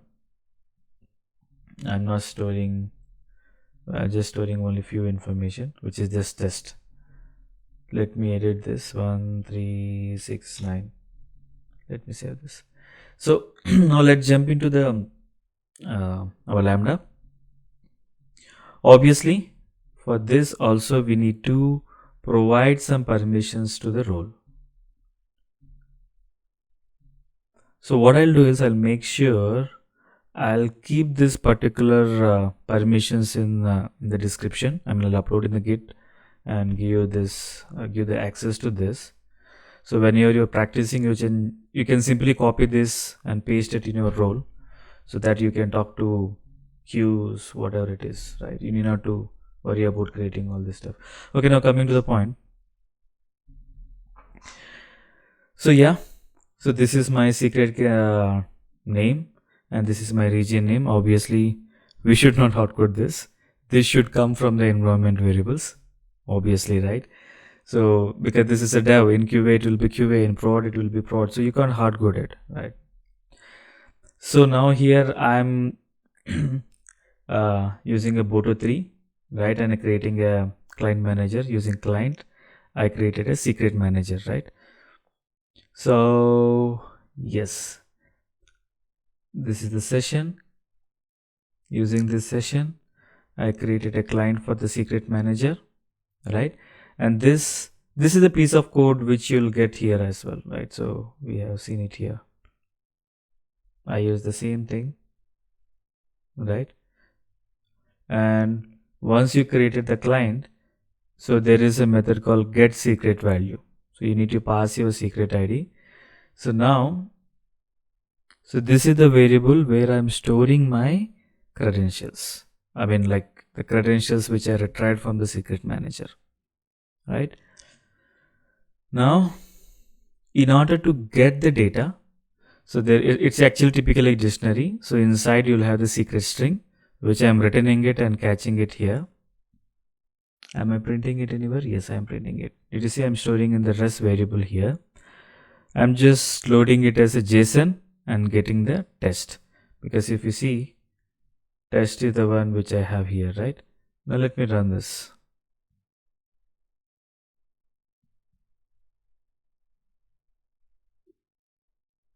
Yeah, 1369, this is what I stored here, right? I'm also printing, yeah, the secret values, right? I'm just printing whatever I'm getting from the secret manager. Did you see? I'm getting the name, version ID. As I said, it's a dictionary, right? What I need is a secret string. That's what I'm sending it back to my main Lambda, the callable Lambda. So we can also add one more. So I'll say pwd, some random data I'm entering. So pwd is the one which I created, right? So now let me, so I'll just, instead of test, I'll say pwd deploying and test. Did you see? This is the value which I just entered here. So this is how you can use the secret manager to store the confidential information, and how to get those confidential information to your Lambda. Cool.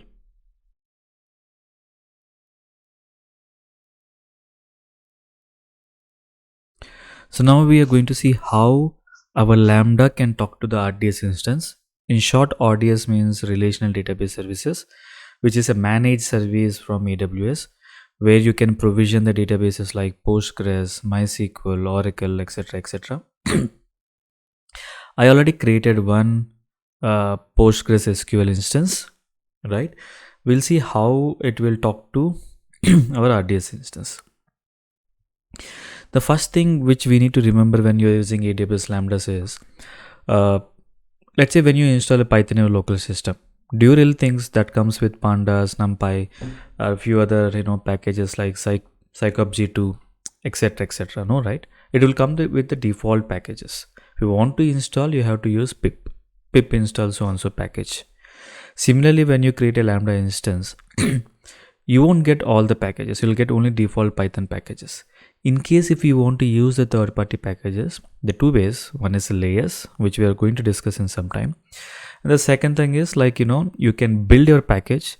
So typically AWS Lambdas run on AWS Linux. You create a Lambda, an EC2 server with AWS Linux instance, right? And say pip install pandas, go to the site packages folder and take the zip and upload it here. Right? How you can upload is, there is an upload button here. If it is less than 10 MB, you can upload the zip here, or else if the bigger size, upload into the S3 and give the S3 URL here. And that's how you get. And just outside this folder, you can create the Lambda function, and that's it. It works. Okay. And the other important thing when you talk about RDS, right? Obviously, when you create a database, right, you can expose your database to the public so that anyone who has the URL, port, and the credentials can access it. Second, you can restrict this access through the network. Let's say you guys might be familiar with the VPN, right?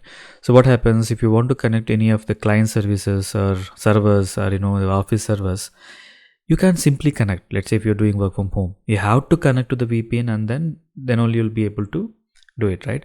Similarly, we also have a feature called VPC, Virtual Private Cloud. So what I did is I created my database within the VPC, or for our understanding, you can say within the VPN.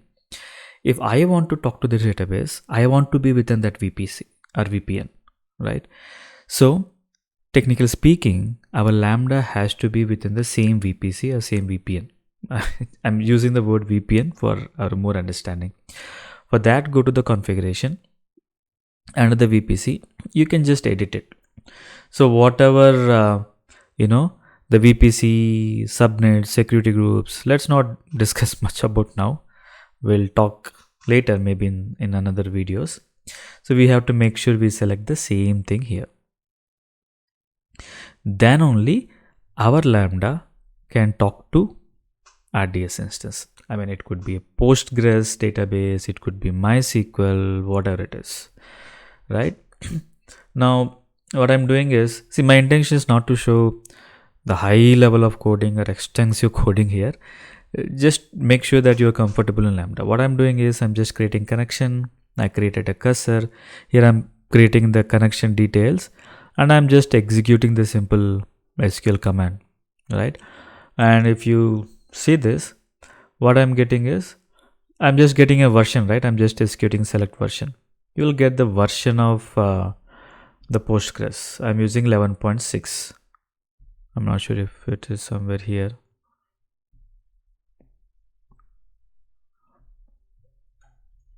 No, it's not here. But anyways, it will hit this particular database and get the version, right? Similarly, if you see the user, DB name, host, right? Yeah, this is your DB name. Similarly, you'll have user also, right? This is your DB instance. Yeah. So that's how your Lambda can talk to RDS. So keep in mind, when you are working with RDS, when you want to connect to the RDS from AWS Lambda, the first thing that you should keep in mind is the VPC. Okay.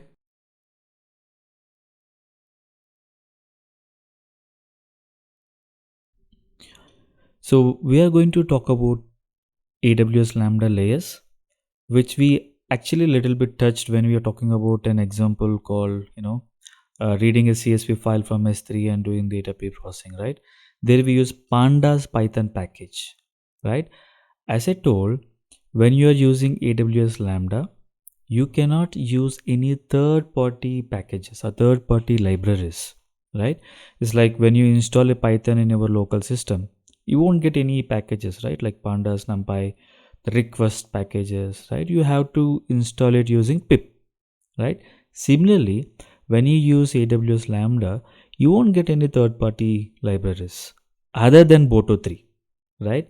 If you want to use Boto3 in your local system, you have to use pip install Boto3. But where in case of AWS Lambda, other than Boto3, you won't get any third-party libraries. In case if you want to use third-party libraries in your AWS Lambda, you should go with layers. Yeah. If you remember, this is what We did, right? We applied two layers. One is Panda, the other one is NumPy, because Pandas package is built on top of NumPy. Technically speaking, if you want to use Pandas, then NumPy should be installed, as Pandas is built on top of NumPy.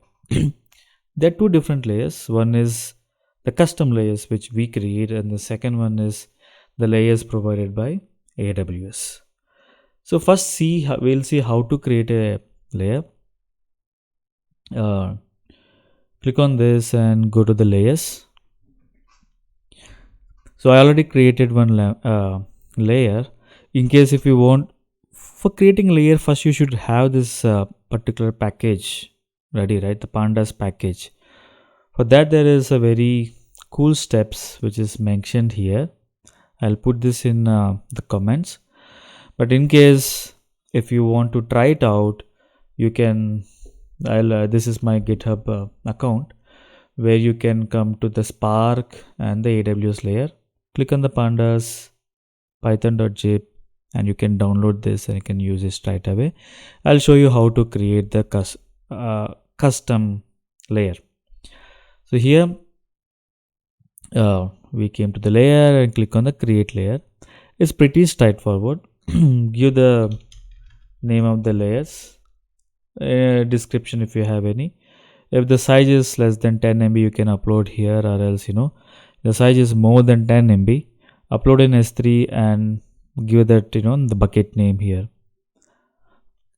So downloads, I already downloaded it. Let's say open. It's 10.5 MB. You can tell which architecture this particular layer support. We'll discuss this architecture, and what are the Python versions that will support. You need to select here. If I say 3.7, this layer will be visible only in case if it is 3.7. If I say 3.6 and 7, this layer will be visible in both the versions. We'll see that, and you just simply say create. Creating Lambda is very, creating a Lambda layer is very straightforward. Even in case if you want to have your custom other layers, like let's say for example, request is one of the widely used Python package which is used to call the external APIs, right? So so one best example, right? Like here in this particular Git, you can see how to download Pandas and NumPy. Similarly, you need to follow the steps for any other packages. It's the same steps which you need to follow. The layers are getting created. The layer is getting created because we are creating only one layer. We can create one layer at a time. It will take time. So meanwhile, what we'll do is we'll see some AWS provided layers, right? So whatever we are doing is how to create a custom layer. There are also some predefined layers. We'll also see that. It's loading. Functions. Let's click on any Lambda.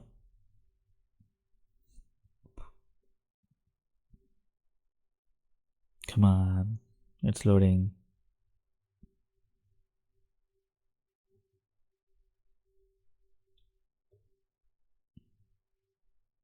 I don't know why it's taking time. Yeah, I refreshed. What? No. Okay. Click on the layers. So here you can add a layer. As I said, we have two different types, AWS provided layers and the custom layers, which you can see here. In case of AWS layer, you have some good like SciPy. SciPy is one of the widely used scientific Python package that is again built on top of NumPy. That is the reason, if you remember in our previous Lambda, when we imported Pandas, we also imported this because that's this, whatever I'm talking about, this is a pure Pandas. It won't have NumPy. So that's why I selected this as well. There are a few other. Data Wrangler is also one of the widely used, which is specific to AWS. So it also helps you to convert CSV to Parquet. There are many other features. Let's not discuss, but uh, this is AWS provided, and you can also use custom. If you have the ARN, you'll have the ARN, right? For any AWS services, you'll have a dedicated, a unique ARN, right? You'll get it here. So I created one layer already, right? Where is the ARN? This is the ARN, right? You can also paste it here and verify it. That works. Did you see? I don't know why. Usually it will take time. That's fine. But you understand the layers, right? There is also another option without using layers. What you need to do is, as it mentioned here, just go to the pandas, right? This is it is actually go to the pypi. Typically, if you say pip install, from here it will download all your libraries into your local system, right? Something wrong. Pause it. Okay, yep. So I just clicked on this link and it came here. So here you have a lot of distributions, right? When you say distributions, let's say if you say pip install pandas in your Windows system, it will download the Windows build, pandas. If you run the same query in the Linux system, it will similarly download, the Linux build pandas, right? Because like Java, Python is not independent to the machine, right? It is a operating system specific, right? So or else what you can do is like when you say pip install any package, typically under Python lib site packages, this is the place where you'll see all the install packages. What you need to do is select pandas.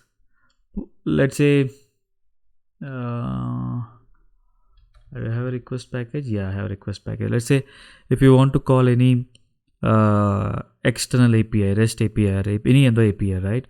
So what you need to do is, as when you talk about the layers, you need to create a layers on this request package. Similarly, what you need to do is you need to go here, search for request package, come to the download files, and your AWS Lambda runs on the Linux operating system. So you have to download the operating system accordingly, right? You can see many Linux, right? You see Win32, Mac, right? Like you need to download one of this, the relevant build, a wheel. Typically in pandas we call it wheel, right? Wheel X are two different format of packaging your Python code. Okay, now where are we? Yep. You need to put your Lambda code here, right? In our case, if you see here, this Lambda function.py, and zip this, and then you have to upload it. Typically, that's not the ideal way, right? Let's say if you have 10 Lambdas, in all the 10 Lambdas, you have to upload the zip, right? It won't make any sense. Instead, you create a layer and use it wherever you want to use it. I'm not sure. Anyways, that's fine. You know how to create it, right? Maybe it might not, the pandas version which I have may not have the backward compatibility, right?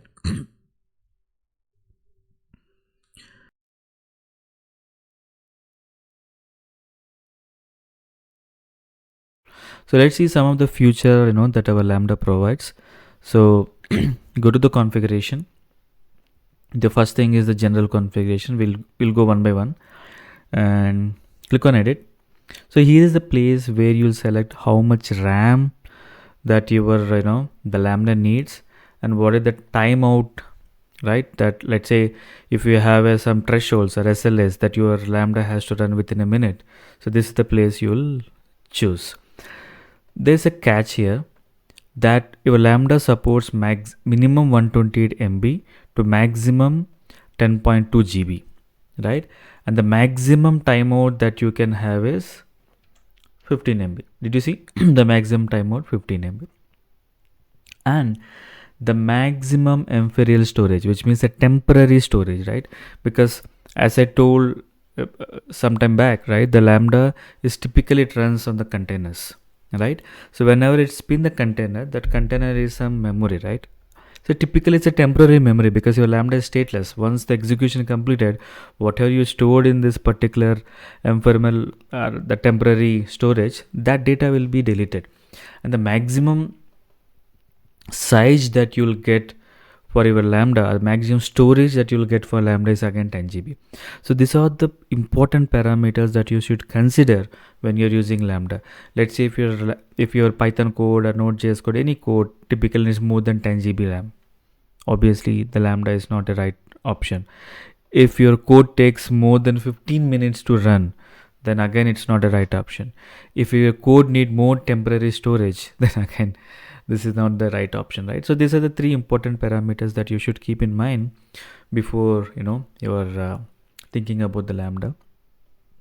Now the triggers, which we already seen, we've seen S3 trigger, API gateway trigger, and SQS trigger, right? And permissions, this when you click on edit, it will again go to the general configuration only. If you click here, yeah, the same thing we have seen. Right, this is the destinations. Maybe triggers is something like an inbound, which is inbound means the request that your Lambda gets. I would say destination is something as like an outbound, right? Like from your Lambda it's going out. Right, so now let's quickly see. Click on the add destination. Here two main sources. One is an asynchronous invocation, which we already know what is asynchronous invocation. The second one is a stream invocation, right? I'm sorry. In case of asynchronous invocation, you have two conditions: on failure, on success. What you have to do in case if a Lambda fails in between. So whether you want to put a message in SNS topic or a queue, or call the another Lambda function. So you can, let me refresh here. So these are the Lambda functions, right? So you can call any Lambda function in case if all of a sudden if it fails. Similarly, you also have the same option on success. In case if a Lambda is success, you can asynchronously invoke any of this service.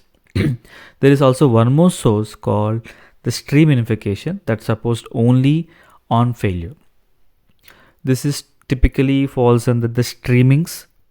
Let's not discuss much about that now. This is again a big topic. In case if you want to put the message in the Kinesis or the DynamoDB, then this is the right option.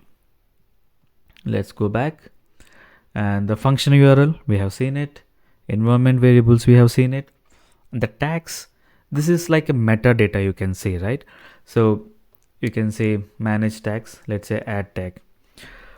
What business it belongs to, right? Maybe the cost, something, right? Like finance, right? So who's the system owner, right?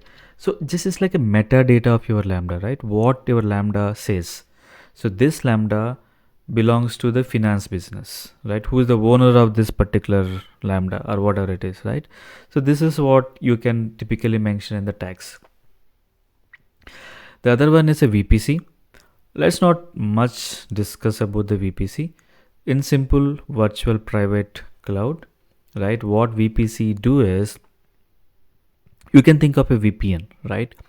Let's say mostly when you're doing work from home, if you want to connect any of your office network or any of the client servers, you have to connect to the VPN, right? You can think of VPN like that, right? What happened? Yes. So I'll give you one good example when to use this VPC. Let's say you have an RDS instance, so where you have the Postgres or MySQL database installed. So obviously we typically won't, most of the cases we won't expose our database to the public, right? It will be within the VPN, right? Similarly, right, if you want to make your RDS or like Postgres or MySQL Oracle data within the RDS, so if you want to keep it within your network, so we'll configure the VPC for your RDS instance. In that case, if your Lambda wants to talk to the RDS, which is behind some VPC, in that case, you should come here, just say edit, and select the VPC where exactly your RDS is running. Right? That's where we use the VPC and the monitoring and the operational tools.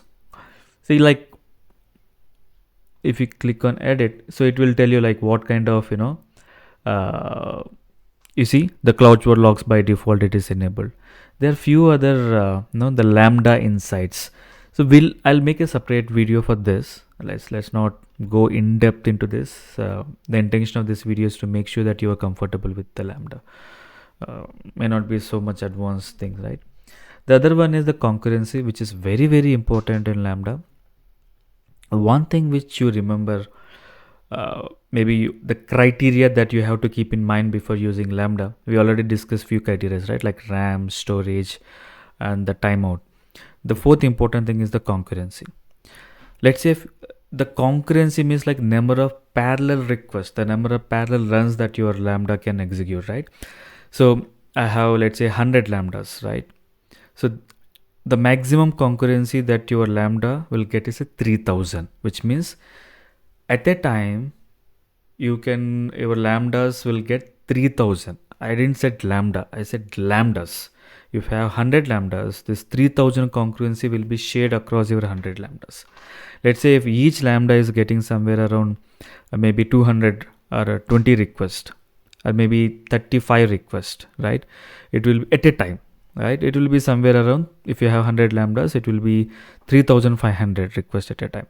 But those 500 requests that you are getting, your Lambda will not process. So you'll get some concurrency or threshold related issues. So this is also one of the important things you should consider, right? There is a way that we can talk to AWS and increase the concurrency maybe up to 5000. But this is also one of the very important things you should consider, right?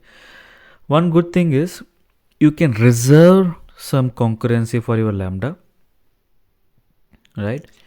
So if I say 10, right, and reserve concurrency cannot go below 10, okay, whatever. What happened, this 100 concurrency will be kept for your Lambda only. Technically speaking, let's say if you have 100 Lambdas and you say 100 concurrency for this, right? Out of 3000 concurrency, 100 is set to this Lambda, and the 2900 concurrency will be available for all the Lambdas, including this Lambda. Right? I'll also make a short video on this concurrency. So the other one is the asynchronous invocation, which we already seen it. Oh, no, this is the different one. This is a cool cool feature. Let me edit and show you this. See what happens. I got a request, your Lambda got failed, so your Lambda has an option called retry. What happened, let's say if I got a request now and it got failed, right? And did you see we have a retry options. After 6 hours, what your Lambda do is it will retry that failed request. That's what it do. So you can make it 0 if you don't want any retries, right? Or else let's say even after 2 retries or 1 retry, if it still fail, what you can do is you can put that message in SQS. I mean the event or whatever it is, right? That particular piece will be pushed into the SQS. Cool feature, right? So that you can easily track this is the particular request which got failed, right? And also you have the retries option here. That's cool. Okay. There are a few other things which I don't want to make these things complex, like code signing, database proxies. If you have any database proxies, you can just simply configure here, right? Choose in case if you have existing proxies, you can choose, or you can create your own database proxy here. Not own, you can configure the database proxy. You also have a file system, right? That your Lambda will talk to the external file system. That, I mean, external in the sense the file system within the AWS. And the state machines, this is also one of the cool service, right, in AWS. I'll make a dedicated video for the state machines. So yeah, this is what I wanted to talk about this particular section, right?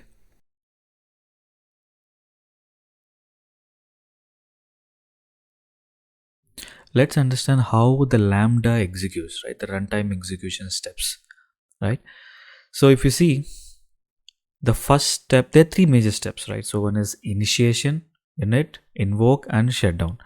When you see in the first step, which is init, let's say initiation, right? So the first important thing is first it will create an environment for you. What I mean by environment, let's say if you choose Python and version 3.8, right, and I choose 5 GB RAM and this much storage, so this is the typical environment, right? It will create a Python environment with version 3.8 in case if you select 3.8 and 4 GB of RAM, right? And then it will download your code, your Python code, right? That mostly happens in the first step. And the second step is invoke, and this is the place where your Lambda code, I mean your Python code or Node.js code which you written inside the Lambda will get execution. This is typically runtime, right? So once your Lambda is initiated, you'll get hundreds of invokes, right? And maybe hundreds, thousands of requests to your Lambda, and this could be in a short time period. Let's say when I say short time period, in a second, if you can get 60 requests, you can get 100 requests, or maybe in every 1 minute you'll get one request, right? So this is typically an invocation phase. In the shutdown phase, it's simple. The Lambda will terminate the environment. Why it has to terminate the environment? Because if a Lambda is inactive, which is not being called for some time, what happens is it will shut down the environment. Obviously, see, we know the Lambda is a pay as you go, right? You will be charged only for the time you used, right? If AWS makes this Lambda up and running all the time, then what happens? So though we are not using, the infrastructure is still being consumed, right? If AWS shut down this Lambda instance, and what are the RAM, CPU, memory we use, that can be used by some other service, right? That's one of the main reason why the Lambda gets shut down. Now you can ask me, right? If it got shut down, then again when someone requests my Lambda, someone hits my Lambda, it has to start from here. Now, this is where the concept, the cold start and the warm starts comes into the place. So once your Lambda shutdowns, if someone hits your Lambda, and that starting is called the cold start, what happened? It has to start from the first. It has to first initiate the environment and your code and whatever it is, right? This initiation may take some time, right? So let's say if a Lambda is off for 5-10 minutes, so what happens? It will go to shutdown space, right? And after 10-15 minutes someone invoked your Lambda. The first invocation will take time. The reason is because it has to initiate. From the subsequent invocations, right, it won't take much time because your Lambda is in the initiation state. I mean, it's already started, right? And that's where we call it the cold start and the warm start. Now, how to overcome this initial, the performance issue, right? As I said, after a certain duration, your Lambda will be shut down, right? And if you get a call, that particular call after shutdown will take some time. How do I overcome that? And that's where we use the term called warm start. So what we need to do is we should make sure that our Lambda is not idle.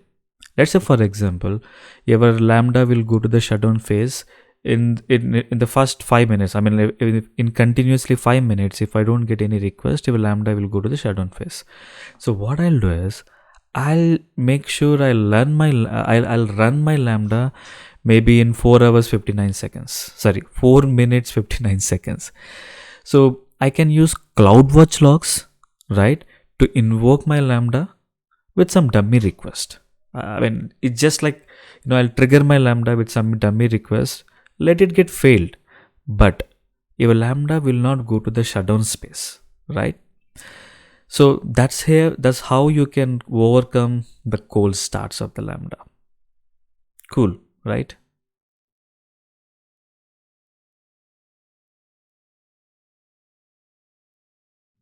So let me quickly show you how can you achieve the warm start using CloudWatch logs.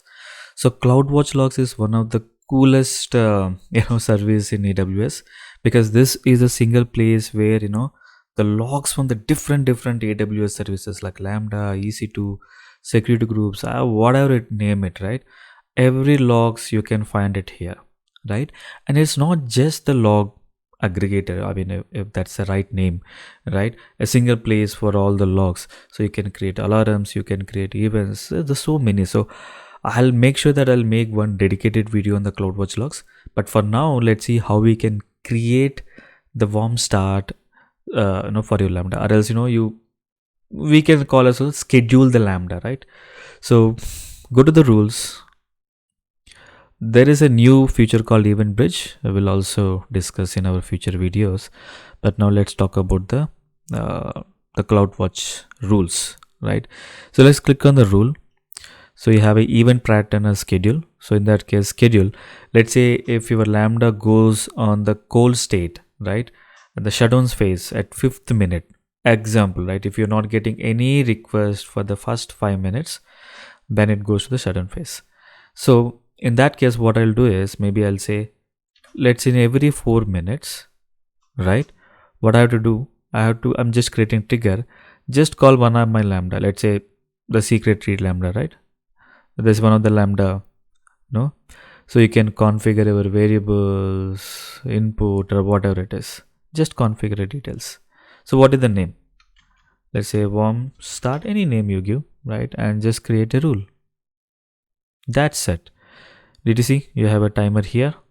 So for every 4 minutes, it will trigger this Lambda. So what happens? Your Lambda will never go on the shutdown phase, right? So what happens? You never face any issue at the initial load, right? You never face the time, the lagging of the time, by the performance issues. So I would see, it's not suggested for all the cases. Let's say when you talk about the batch processing, right? I don't prefer the warm start, right? Because batch processing anyways takes time, right? So I would prefer, let's say if you have an API, a REST API, right? So where web application is calling you, let's say during the lunchtime, for example, right? No one uses your website. After that, they came and they have to wait for at least 5 to 10 seconds extra. That initial time, if you want to eliminate, mainly in case of real time, the Lambda synchronous Lambdas, then you can think about this warm starts. Cool.